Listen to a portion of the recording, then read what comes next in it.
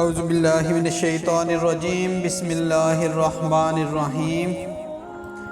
رمضان کا دوسرا جمعہ مبارک، جمعہ کے دن کا وظیفہ حضرت علی رضی اللہ تعالیٰ عنہ کا بتایا ہوا۔ اس وظیفہ کا ثواب آپ کی سوچ سے بھی زیادہ۔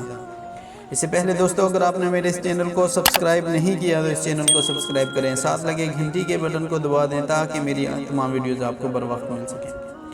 یہ دوستو، رمضان المبارک جاری و ساری ہے، اس کا دوسرا جمعہ بھی آ چکا ہے، اور جمعہ کے حوالے سے حضرت علی رضی اللہ تعالیٰ عنہ شیر خدا فرماتے ہیں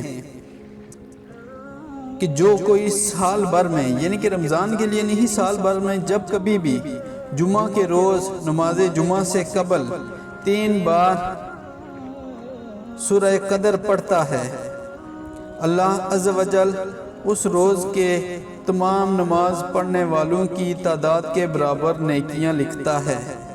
نزہۃ المجالس اس کا حوالہ ہے، جلد 1 صفحہ 223۔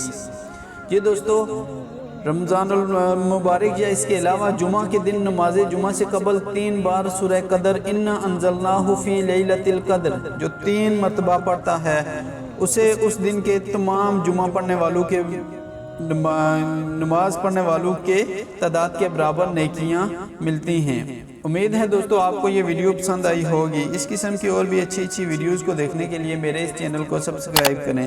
ملتے ہیں اگلی ویڈیو میں، تب تک کے لیے اللہ حافظ۔